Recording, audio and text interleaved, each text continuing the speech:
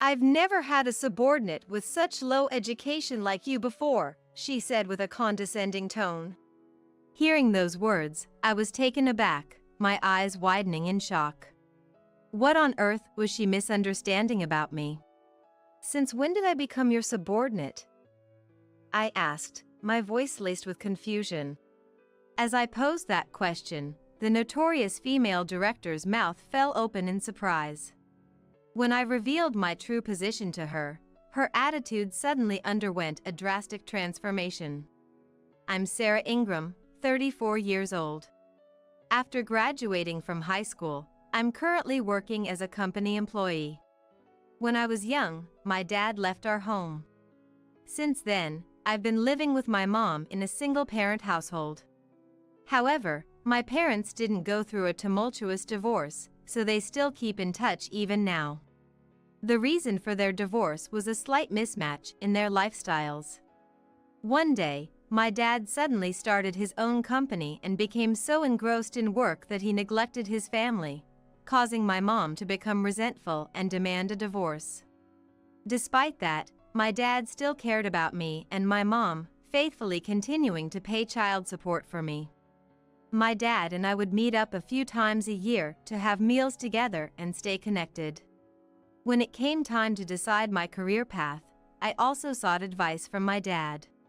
He always watched over us from a slight distance, and my decision not to attend college was also influenced by his guidance. Around the time I graduated high school, I didn't have any clear aspirations or dreams. I spent my days idly without any definite goals, and my grades weren't particularly good either. Even though I considered going to college, I couldn't grasp what I truly wanted to study and found myself simply going along with the flow, hoping to pursue higher education. In response to my situation, my dad told me that once I started working, I would naturally discover what I wanted to study. At the time, I thought it was unusual not to go to college these days, but after hearing about my dad's experiences, I decided to trust his advice.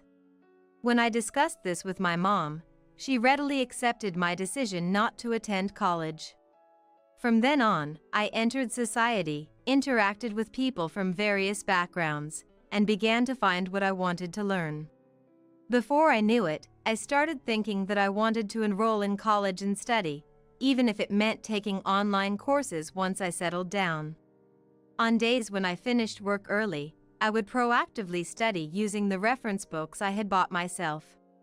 If my high school self could see me now, I probably wouldn't be able to imagine this situation in the slightest. And so, I spent my days living a fulfilling life. Then one day, a young woman named King joined my company as a mid-career hire. According to rumors, she was highly educated and bilingual. Moreover, she had attended a renowned university overseas. I was surprised that such a talented person had joined the subsidiary company where I worked. Surely, in a few years, she would be transferred to the head office and be on the fast track to an elite career. There was another surprise for me. I was chosen to be King's mentor. At this point, I was an expert who had been working at the company for over a decade. Being well-versed in my job and recognized by those around me, I was told that I was the perfect fit to mentor this exceptional new employee. Feeling proud, I promptly went to greet King. "Starting today, I'll be your mentor. My name is Ingram. It's a pleasure to meet you," I said with a friendly smile, eagerly anticipating what kind of person she would be. I imagined that she would be quicker-witted than me and would swiftly and efficiently tackle her work. I had conjured up this image of her in my mind. However, I would later come to learn that King was a person who greatly defied my expectations. "It's a pleasure to meet you too. I'll do my best." King greeted me energetically during our first conversation. From day one, she took a liking to me and obediently followed my instructions. Over the next few days, I passionately taught King everything I knew about the job. She easily met my expectations. Moreover, it was a pleasure to work with her, as she was intelligent and would remember everything I taught her after just one lesson, which amazed me. After a few months, I thought I had built a great relationship with her. Then one day, around the time when the initial training was coming to an end, King approached me hesitantly during our lunch break. I have a question. Would it be all right to ask? She inquired. A question? Sure. As long as it's something I can answer, I replied. Thank you. Well then, would it be okay if I asked about your educational background, Miss Ingram? I was taken aback, not understanding the intent behind her question. King apologized to me, saying, I'm sorry for asking so suddenly. Your way of teaching is so easy to understand, Miss Ingram. I was curious about what university you graduated from and what you studied. I was hoping to learn from your example, she explained. Sensing her genuine admiration, I understood where it was coming from. It was my first time being looked up to like this, so I felt happy, and a smile spread across my face. However, I was just a high school graduate and didn't have the impressive educational background she was envisioning. I'm flattered that you think so highly of me, but I'm afraid I might disappoint you. Unlike you, I only graduated from high school, I confessed. I answered her honestly. Instantly, her eyes turned cold. By the time I realized I might have said something wrong, it was too late. Incredibly, her attitude towards me completely changed that very afternoon. Even though she had always listened attentively to me before, she suddenly stopped taking my words seriously. Despite being bewildered by her abrupt change in demeanor, I still believed in her and poured my heart into mentoring her. However, she started treating me with disdain, as if mocking my efforts. You had a lot of work in the morning, so you must be tired? Maybe we should slow down the pace a bit? I asked, concerned about King.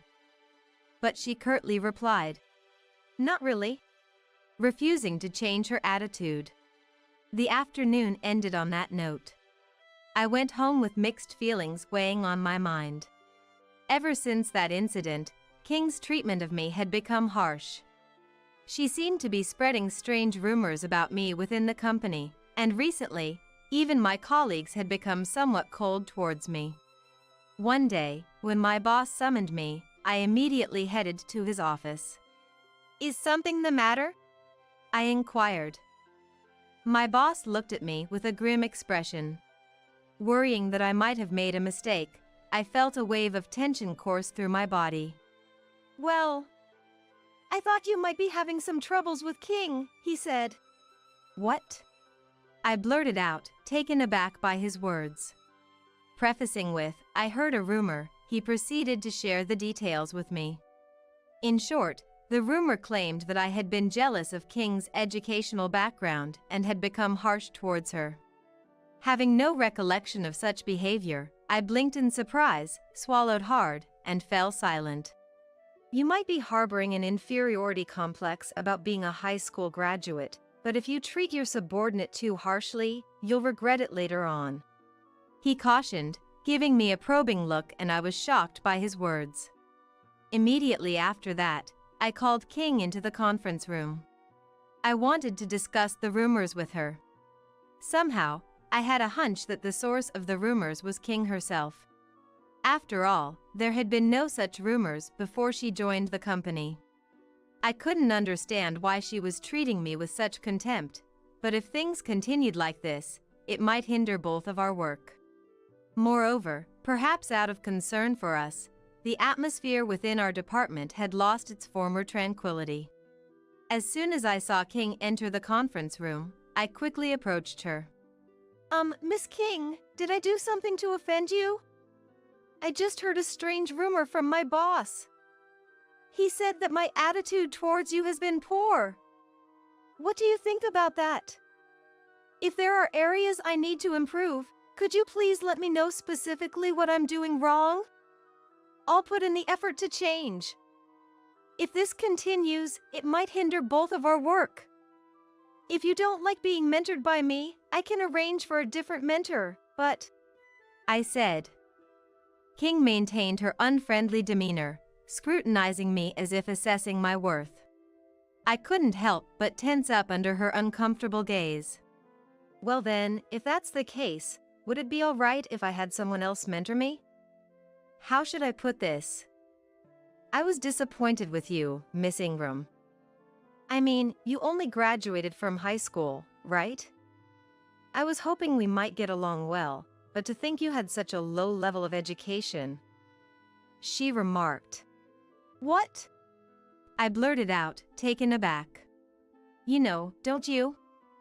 I graduated from a renowned university abroad and am bilingual. To think that someone like me is being mentored by a person with such a low educational background like you.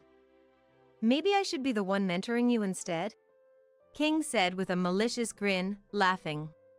Seeing her attitude, I clearly understood that she was looking down on me. However, I didn't feel irritated. Rather, I was a bit shocked to realize that although I had thought she was intelligent, she turned out to be a narrow-minded person. Observing my reaction, King had a triumphant look on her face. Oh, and don't even think about trying to compete with me out of frustration. You and I wouldn't even have a proper match. And just between us, there's talk of me being transferred to the head office. I'll be saying goodbye to this small subsidiary company soon, so there's no point in changing mentors now. So from now on, don't interfere with what I do, okay? She warned. That won't work. There are still things I haven't taught you yet, and there aren't many tasks that can be entrusted to you alone, right? Especially if you're going to the head office. I protested. Huh? What are you saying? Don't underestimate me even though you're just a high school graduate. Don't you think that's rude? Besides, unlike you, I'm highly capable, so I can produce better results than you even on my own, she retorted. King laughed maliciously, then waved her hand and left the conference room. I watched her back and let out a deep sigh. Even after that, the rumors didn't disappear. Moreover, after it was decided that King would be transferred to the head office, her attitude towards the other employees, not just me, became arrogant. Even when King was reprimanded, she absolutely refused to acknowledge her mistakes and never apologized. Furthermore, she boasted about her educational background, looked down on those around her, and took the liberty of advancing her work on her own. Even when I advised her to follow the established methods and manuals, she insisted that her way was more efficient and refused to comply.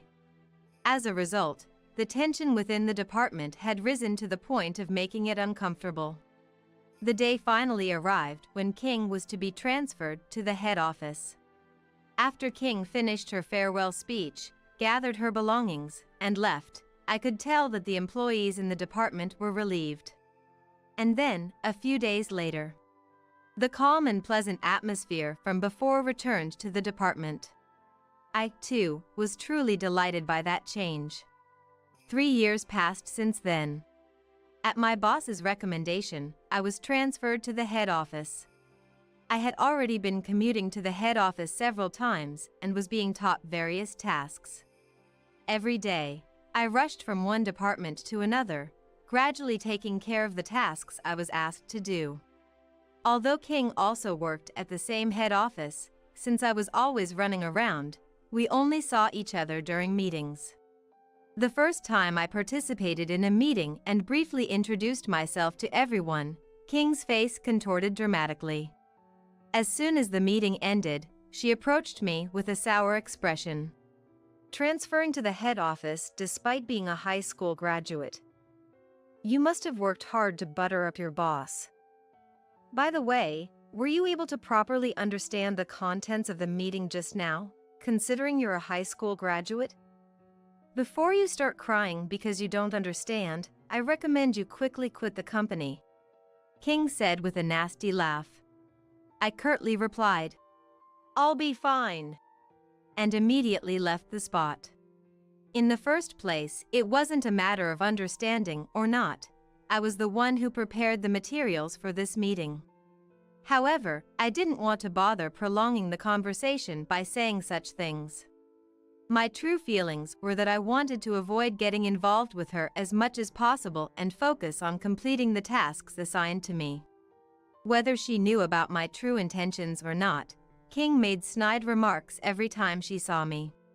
She was the director of the most prestigious department in the company, where highly skilled individuals gathered. Almost everyone at the head office aspired to be in that department, and every year, many employees submitted transfer requests to join. However, since King became the director, the reputation of that department had become incredibly poor. Apparently, King would yell at and berate subordinates who made mistakes more than necessary. Every day, angry shouts echoed throughout the department, and the atmosphere during work was said to be the worst. Hearing that, I was appalled. King seemed to be exactly the same as when she was at the subsidiary company. If anything, she seemed to have gotten worse. I had even encountered that situation once myself. It happened when I had some business to attend to at King's department. How can you not even do this? Is your brain just for decoration? Submitting a document like this is disrespectful to our client. King shouted, ranting and raving in the department. Fear and tension permeated the department, and the employees averted their eyes from King and the female employee she was scolding. Furthermore, King wasn't satisfied with just yelling. She started forcing the female employee to apologize profusely. Feeling that I couldn't stay silent any longer, I immediately called out to King. I don't know what happened, but please calm down. Can't you see she's crying? King looked at me, snorted, and insisted that this was her way of doing things. Nevertheless, I persisted, saying that it wasn't good to yell because the other employees were also frightened. Finally, King calmed down and dismissively said, "Fine," allowing the female employee to leave. Seeing her like that, I sensed a crisis. If things continued this way, the department would fall apart. And so, I immediately took action. Starting today, I have been assigned to this department. My name is Ingram. I may have some shortcomings, but I look forward to working with you all. I said, nodded deeply as I greeted the employees in King's department. The employees exchanged glances, perplexed by my sudden transfer.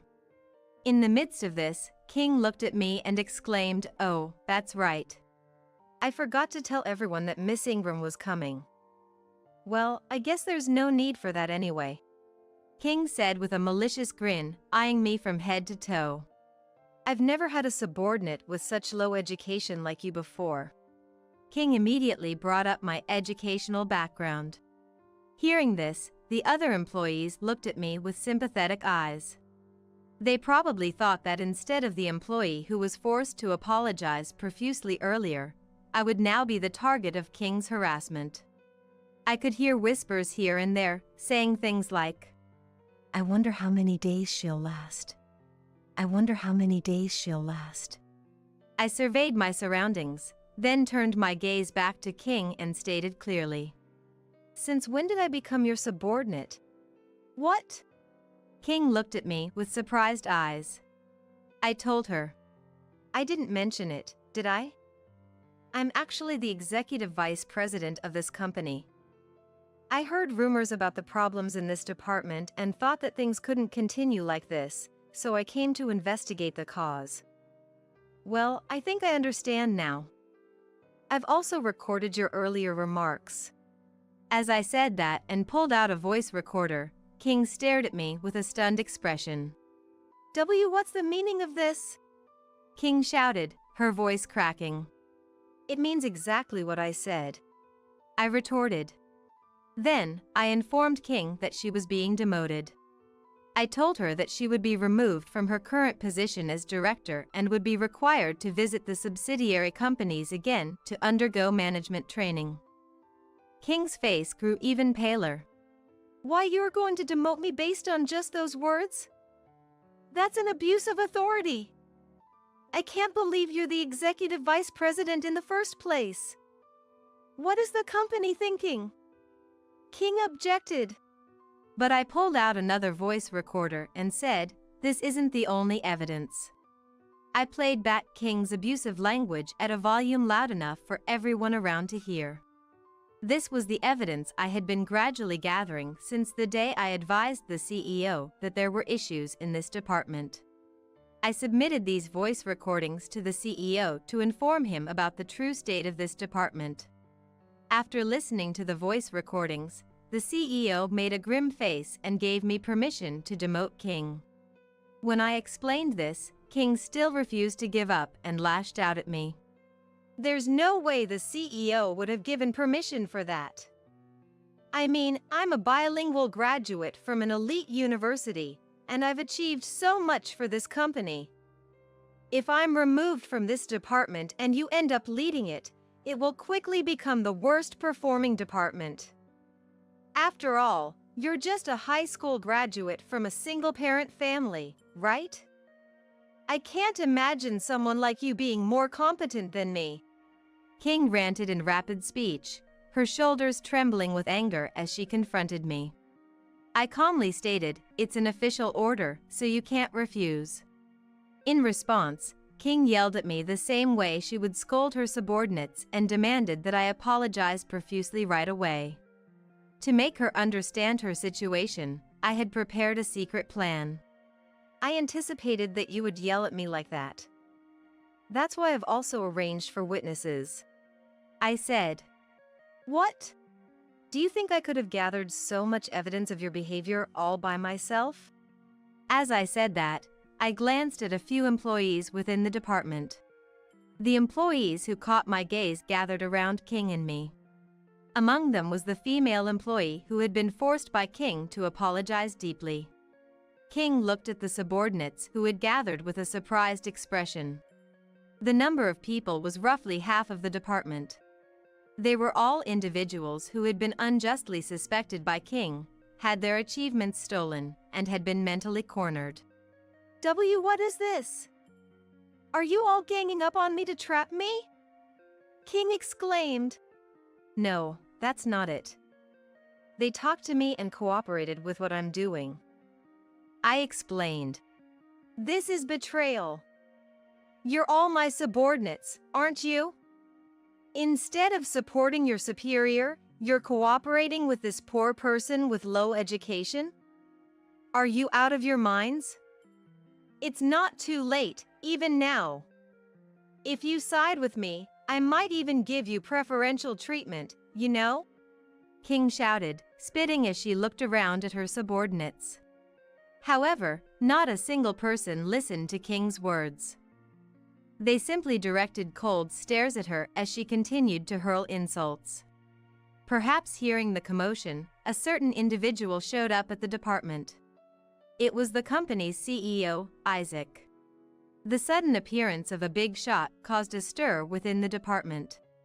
Seeing Isaac's face, King's face turned pale, and she swallowed hard. I could hear the shouting all the way from the hallway. Is there a problem?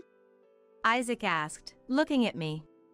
I briefly explained the current situation and told him that when I informed King about her demotion, she strongly objected.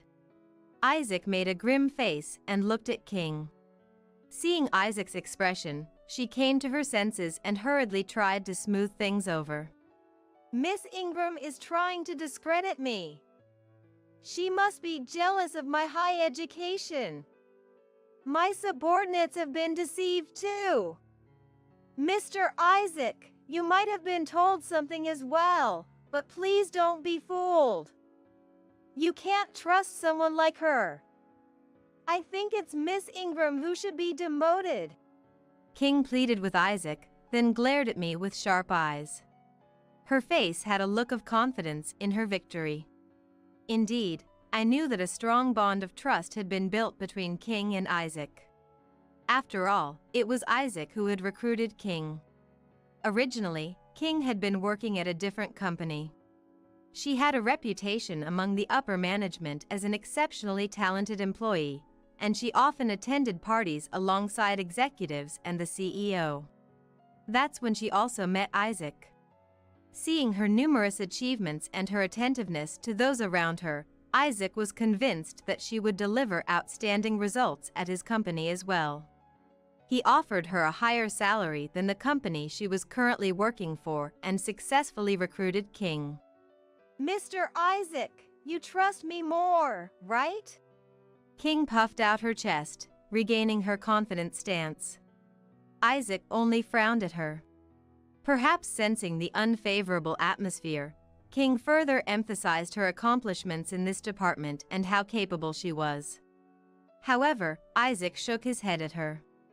I want to trust both of you. But after hearing Miss Ingram's report, I must admit I'm disappointed. You have changed. I don't know why it turned out this way, but your transformation is not a good one. That's why I want you to learn anew at this company. Why do you trust Miss Ingram to such an extent? To begin with, she's just a high school graduate from a single-parent household, you know? King exclaimed. At King's words, Isaac made a grim face. After groaning in thought for a while, he said as if giving up. That's my responsibility. I've kept quiet about it, but Miss Ingram is my daughter. King was stunned. She slowly looked back and forth between Isaac and me. The employees around us also held their breath and stared at us. It was only natural since I had kept quiet about it too. Isaac then explained that his wife had become fed up and demanded a divorce because he had neglected his family, selfishly started a company, and acted as if he owned the place. As a result, he had made me feel lonely. In no way. The CEO's daughter? But she's a high school graduate, you know? This is special treatment. I can't believe Mr. Isaac was that kind of person.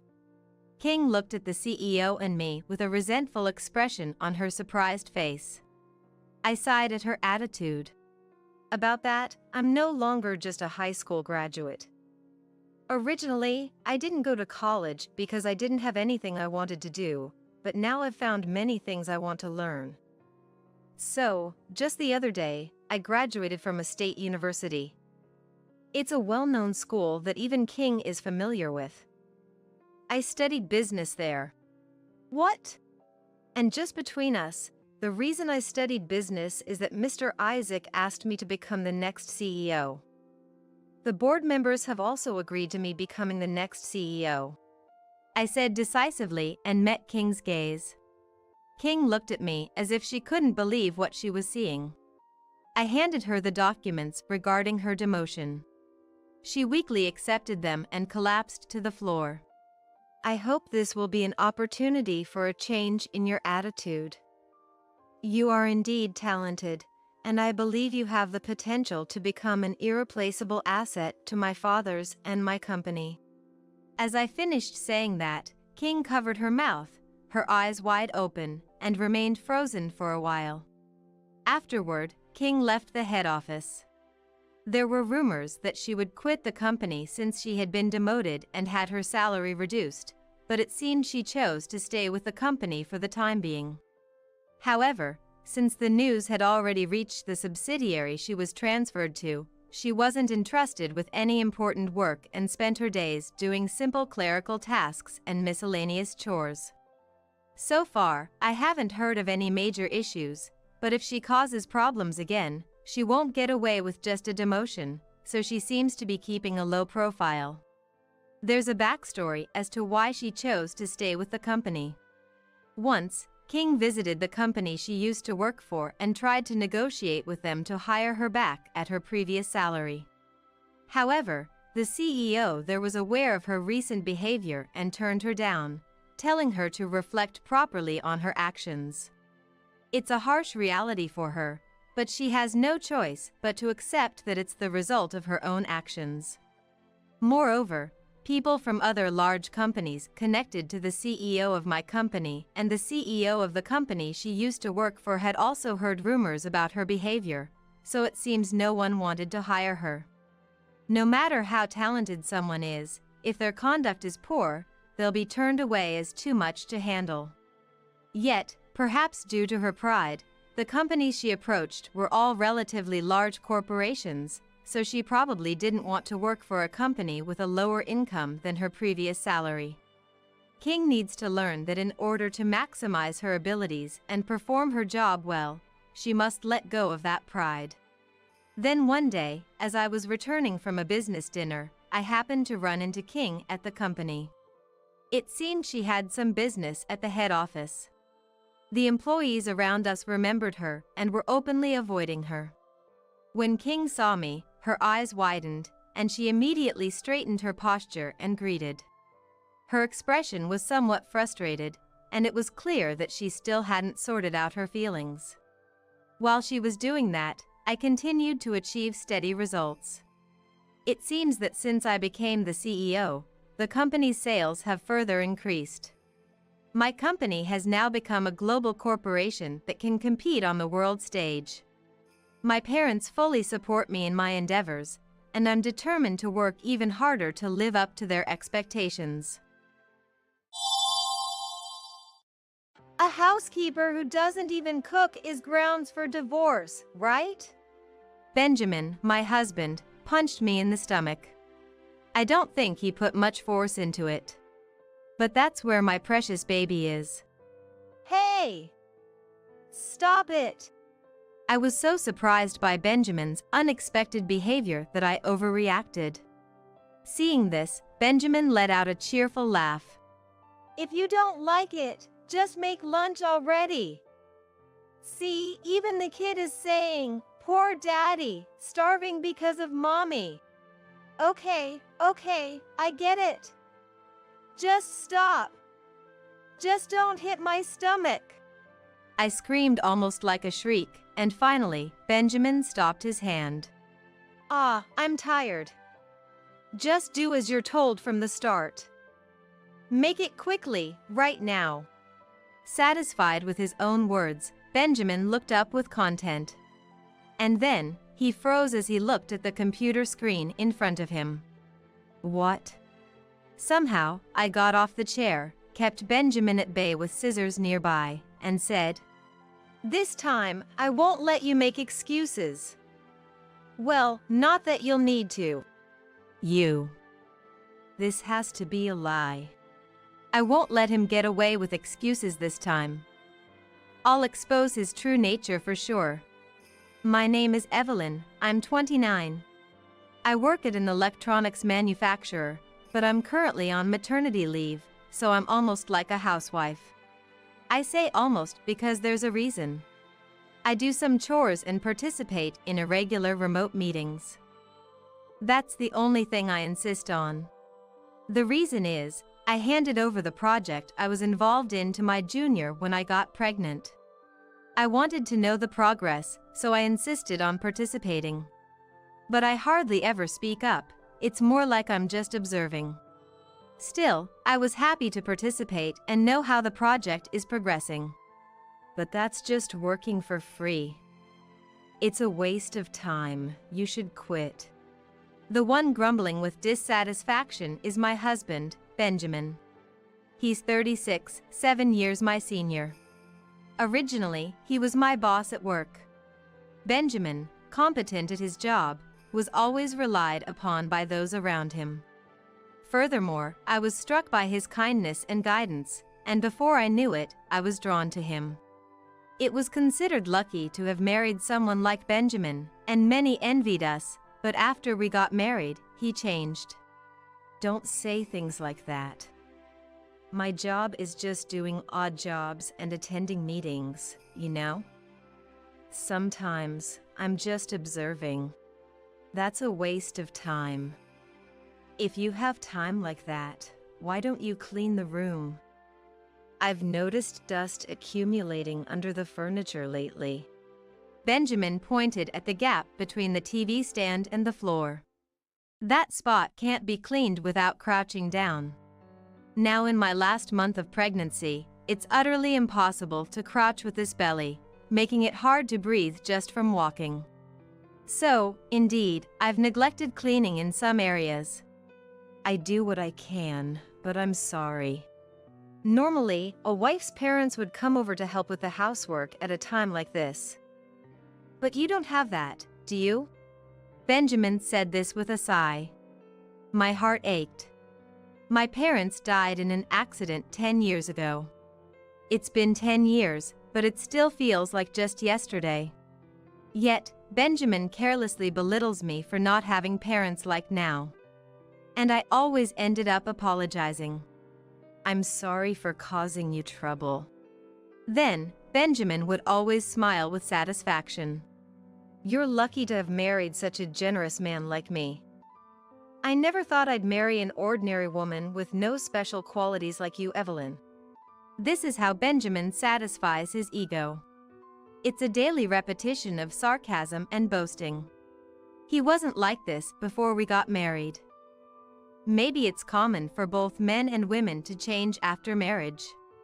Sadly, Benjamin has a very good public image, so when I complain to others, they don't believe me.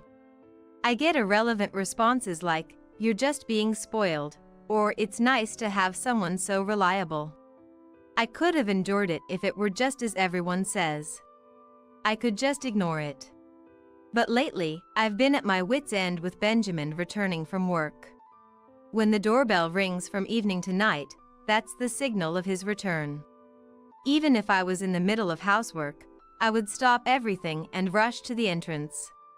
And while watching the door open, I'd hope, please, let Benjamin be in a good mood today.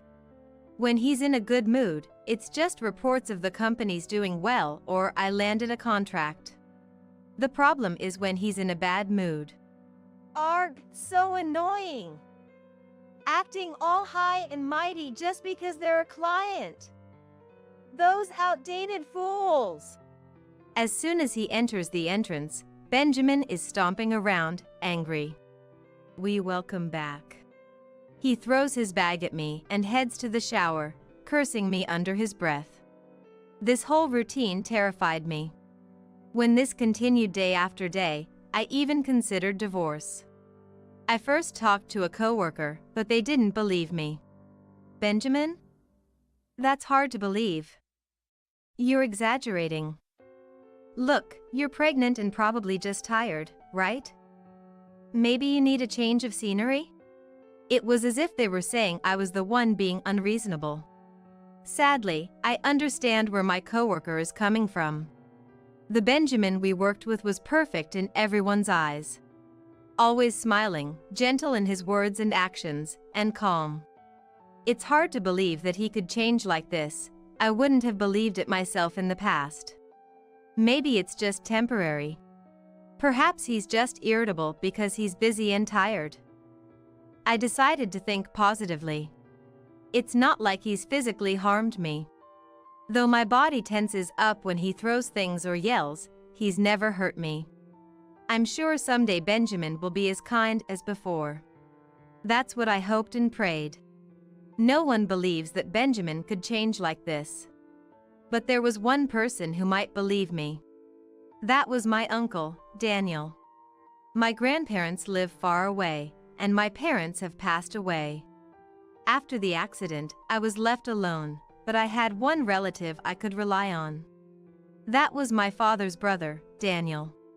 He had moved to New York before my father, so by chance, he lived close to our family. Daniel looks, honestly, intimidating. He's 6 feet 3 inches tall and well-built, so just standing there can be imposing. But on the inside, he's incredibly kind and wonderful. When I was young, Daniel would often play with me in place of my busy parents. Back then, I thought Daniel was unemployed. He spent that much time with me. I think he doted on me like I was his own daughter. Actually, I was the first one to ever hold Evelyn, you know. Daniel and my father would often joke and compete like that. So, after my parents passed away, it was Daniel who supported me. He took care of most of the arrangements while I was in a daze. When I couldn't even bring myself to eat, he'd make tasteless oatmeal or pasta that would fall off the fork with just a touch. It wasn't delicious, but I remember I ended up eating it anyway. It was also Daniel who found me a job when I dropped out of college after my parents' accident. I feel bad for using your connections.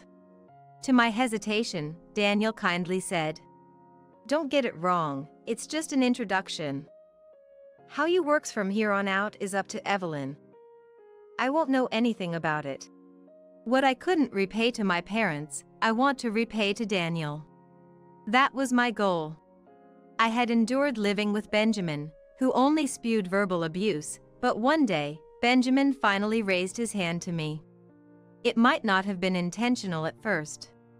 I knew I had to be careful that day because Benjamin's mood was worse than usual. But I was also feeling unwell and didn't have the energy to deal with it. So, when Benjamin complained about everything, the dinner menu, my face, my expression, the housework, I accidentally muttered under my breath, "Ah, enough, so annoying." The moment those words left my mouth, I could feel the room freeze over. This is bad, I've done it now. I need to apologize quickly. I started to apologize immediately, but it was too late. A magazine flew right past my face. Benjamin, in his anger, threw it at me. "Hey! What did you just say? Did you just tell me, who's tired from work, that I'm annoying? Hey!" From there on, it was useless to say anything. Benjamin started throwing whatever was nearby, one after another. Fortunately, it seemed he still had some reason, as he only threw light or thin items. Having done it once, the barrier to doing it again must have lowered. From that day, even though he wasn't using much force, Benjamin started to raise his hand over trivial matters. Scared, I thought of consulting Daniel. Actually, Daniel works at the same company as us. He introduced me to this company because he could be more accommodating if it was his own company. Benjamin never mentioned Daniel, so he probably doesn't know we work for the same company. But I had introduced him before, so he was aware of Daniel as part of my family. I was sure Daniel would believe me. I had something like a conviction about it. But, unfortunately, Daniel was on an overseas business trip at the time. Concerned for me, "I can listen over the phone if that's okay," Daniel said. For a moment, I thought of leaning on him, but knowing Daniel, if he found out about my situation, he might fly back. That wouldn't be fair to the company or Daniel. Reluctantly, I decided to wait for Daniel's return. I tried consulting coworkers and friends, but no one believed me, as expected. Moreover, somehow, the fact that I was talking about Benjamin reached him. Benjamin then said, "I meant it as a form of affection." He apparently said this with a lonely smile. Everyone completely believed this excuse. As a result, I was treated as just a woman with an overactive imagination. One day, while I was working in the room as usual, Benjamin came in. Today is unusually a work-from-home day for Benjamin as well. I knew in advance because he told me. "I'm hungry, where's lunch?" Benjamin said, almost like he was throwing the words at me. "Oh, just wait a bit. I'm working right now." "Huh?" Benjamin let out an annoyed tone. With that voice, I immediately understood. Here it comes. The usual thing. I braced myself in an instant, preparing mentally. Usually, it's an arm or a leg. And then, Benjamin, with an unpleasant smirk, approached me. "A housekeeper who doesn't even cook is grounds for divorce, right?" Benjamin punched me in the stomach. I don't think he put much force into it. But that's where my precious baby is. "Hey! Stop it!" I was so surprised by Benjamin's unexpected behavior that I overreacted. He had never laid a hand on my stomach before, no matter what. I curled up in the chair, trying to protect my belly with my arms, encircling it. Tears welled up in my eyes from fear and anxiety. Seeing this, Benjamin let out a cheerful laugh. If you don't like it, just make lunch already. See, even the kid is saying, "Poor daddy, starving because of mommy." Ouch. Please. Please, stop. How can he do such terrible things? I'm his wife, and the child in this belly is his. I couldn't understand it all. I don't want to do this either, you know? But what can I do? It's because you won't make lunch. Right? Poor daddy, huh? Even as he spoke, Benjamin's hand didn't stop. He kept hitting my stomach over and over, relentlessly. Resisting was difficult while sitting in the chair. I could only focus on defending myself. Okay, I get it. Just stop. Just don't hit the stomach. Screaming almost like a shriek, Benjamin finally stopped his hand. I'm tired. Just do as you're told from the start. Make it quickly, right now. Satisfied with his own words, Benjamin looked up contentedly. And then, he froze as he looked at the computer screen in front of him. What? Somehow, I got off the chair, kept Benjamin at bay with scissors nearby, and said, "This time, I won't let you make excuses." Well, not that you'll need to. This has to be a lie. The one to respond to the flustered Benjamin, turning pale, was someone on the computer. I wish it were a lie. I never thought you could be such a despicable person. The one holding his head on the screen was the manager. Other employees were also looking at this with faces of disbelief. No, that's not true. I didn't hear anything. That's right. I was framed. I was deceived. Trying to ingratiate himself, Benjamin clung to the computer. That sounds terrible. I told you, didn't I? I'm working, so wait a bit. I haven't lied or deceived anyone. So, then you should have clearly said you were in a remote meeting. Then I would have. Benjamin started to say, but caught himself. He was about to say, "Then I wouldn't have hit you."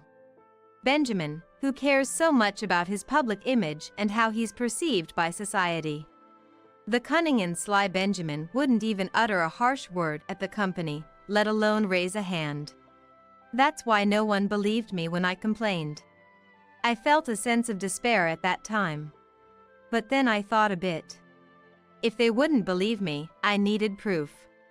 Knowing there was a remote meeting while Benjamin was working from home, I had secretly plotted to expose his true face. I just hadn't expected him to aim for my stomach. That was a lapse in judgment on my part. Anyway, everyone at the company is a witness now. You can't talk your way out of this. I want a divorce. I don't want to see your face ever again. But, Evelyn, I can't without you. As Benjamin let out a pitiful voice, the doorbell chimed. Trying to head there, Benjamin blocked my way, trying to stop me. Wait! We're in the middle of talking. Is it okay to raise your voice like that? The computer is still connected, you know? Distracted and flustered, Benjamin let me slip by him towards the entrance. But just before I could get away, he caught up and grabbed my arm. Stop! Let go! This spot is out of view from the computer, perfect. Hey, we need to come up with an excuse together. Should we say it was a prank? That's the safest bet. It'll be more believable coming from you, so you tell everyone. No way! I'm tired of watching your face, being worked like a slave, and living in fear. Help me. Just as I screamed inside, I heard a noise from the entrance, and then the door burst open, and someone entered. Seeing who it was, I collapsed on the spot in relief. Are you okay, Evelyn? Daniel. It seems Daniel was secretly participating in that meeting too. He must have rushed over immediately after seeing the video. It was fortunate that the entrance door was unlocked. Are you hurt? How's your stomach? Daniel rushed to my side and pulled me away from Benjamin as if rescuing me. Then, shielding me with his own body from Benjamin, he hid me behind his back. Thanks to Daniel's broad back, I couldn't see Benjamin anymore. Likely, Benjamin couldn't see me either. Daniel, Evelyn's uncle, right? Long time no see. Peeking around Daniel's back, I saw Benjamin trying to force a smile and nodding in greeting. Daniel straightened up and looked down at Benjamin. Being considerably taller, Daniel made Benjamin look very small and frail. Evelyn, can you stand? You should rest on that sofa over there. Ignoring Benjamin, Daniel supported me and moved to the sofa. Sitting down provided some relief. Benjamin tried to approach me, but Daniel stopped him with a threatening look. After you rest a bit, let's go to the hospital just to be safe. That's an overreaction. It was just a little nudge. That's part of affection, a couple's touch. How could anyone think that way about what happened? You be quiet. We'll have a thorough discussion once we've confirmed that Evelyn and the baby are safe. Don't worry, the meeting was recorded. So you saw that because you're with the same company. Benjamin made a fist in frustration and fell silent. Evelyn, you married quite the man. I felt sorry facing Daniel's stern look and sigh, unable to say anything. The hospital visit confirmed that the baby was fine. Relieved, I felt my whole body relax. Then, Daniel, Benjamin, and I decided to head to the company. Daniel said, "Think of the baby. Leave the rest to me." But this was a matter between Benjamin and me. Even if it's Daniel, I couldn't leave everything to him. We could have postponed it to another day, but knowing Benjamin, the more time he had, the more likely he was to come up with something. Now in the last month of pregnancy, with labor possibly starting at any time, it was best to resolve this quickly. I am a mother. I have a duty to ensure this child can be born into a safe environment. Upon arriving at the company, we were immediately led to a separate room. Daniel must have contacted them in advance. The employees present at the meeting must have also given their testimonies. In the large conference room were the meeting members, Benjamin, Daniel, and me. I took my bag from Daniel and pulled out the divorce papers. I had gotten them from the municipal office a long time ago and kept them in my bag. Benjamin looked puzzled for a moment, but then forced a troubled smile. I admit I did things that could be misunderstood.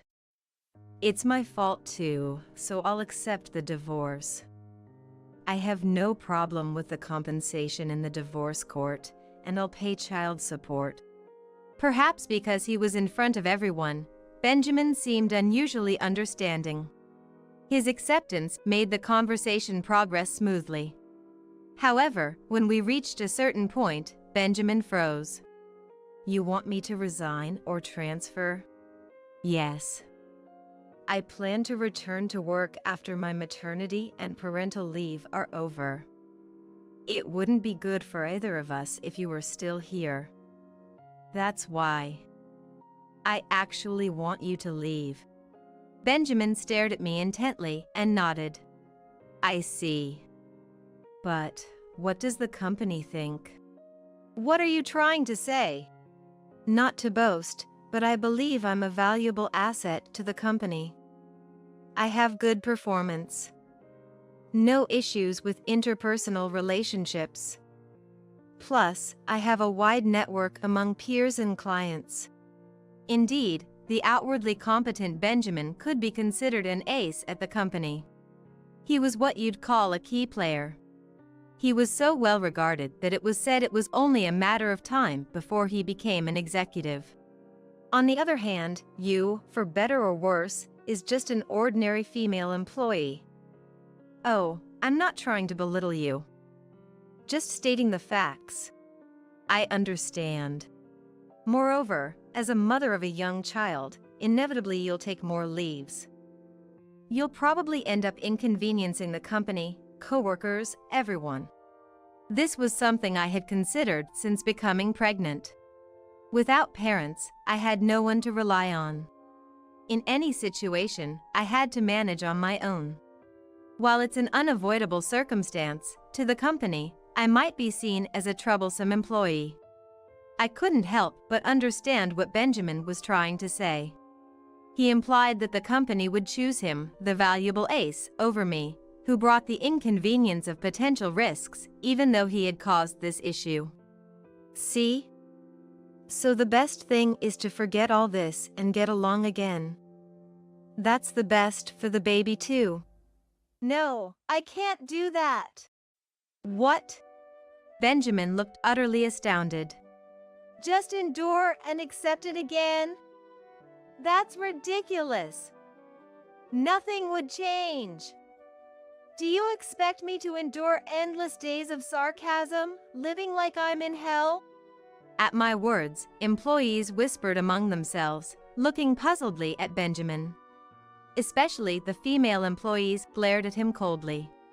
Well, sure, we had our disagreements as a couple. But it goes both ways. That's both ways? The balance is off. I was always the one being hurt. Benjamin seemed unable to hide his agitation against my counterattack. You're like a completely different person. What happened to you, Evelyn? That's right. I've been enduring until now. I had hoped that maybe you would change someday.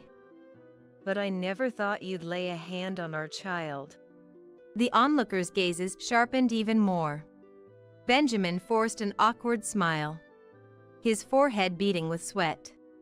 Evelyn, that's because... Getting back to the point, shall we leave it to the company to decide who should leave?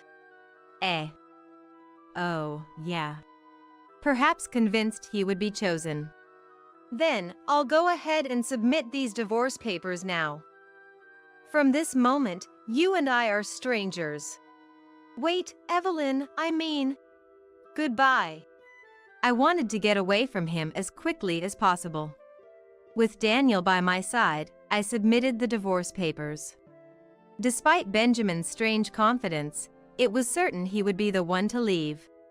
Although it felt slightly underhanded, Daniel is, after all, the CEO of our company. With the CEO on my side, the outcome was clear. It does feel a bit unfair, though.